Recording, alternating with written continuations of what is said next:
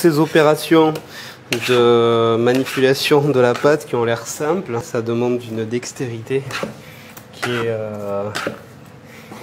est très plaisante une fois que tu l'as acquise, mais quand tu commences à faire du pain, c'est une galère monstrueuse. Je m'appelle Baptiste, je suis boulanger à Toulouse, je fais du pain au levain avec des blés anciens. J'essaie de faire le pain le plus simple possible, c'est une démarche qui est très exigeante, je fais tout à la main. Je manipule une farine qui a été produite par des paysans meuniers. C'est une semence qui est libre de droit. J'adore me rendre dans les champs chaque année, voir ce que je vais travailler. Et là, c'est génial parce que en pétrissant, là maintenant, je sais où a poussé le blé. Le façonnage avec des blés anciens, c'est impossible de le faire avec des machines. Aujourd'hui, on travaille avec des pâtes très hydratées, ce qui veut dire que le pétrissage, c'est très facile en fait. C'est même pas un pétrissage, c'est ce qu'on appelle en boulangerie un phrasage. Là, je mets la main dans toute la pâte, je sais exactement ce qui s'y passe. Et ça me permet de corriger, en tout cas d'adapter l'hydratation au plus juste en fonction du résultat vers lequel je veux tendre.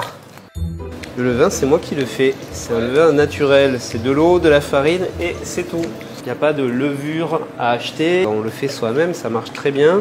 Je filtre l'eau pour plusieurs raisons. Je me voyais mal faire un pain avec de la farine bio et puis au dernier moment rajouter des résidus de pesticides, des résidus d'hormones, tout ça. Et puis après, il y a aussi l'idée que le chlore donne un goût au pain que j'aime pas du tout. Il y a un boulanger qui a dit cette phrase qui est très juste, c'est quand tu achètes du mauvais pain, tu le payes deux fois.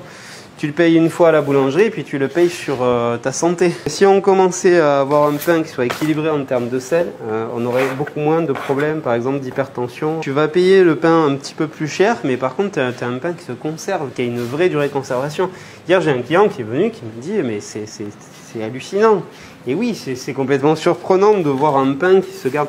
En général, moi je dis qu'il se garde 4 jours pour pas...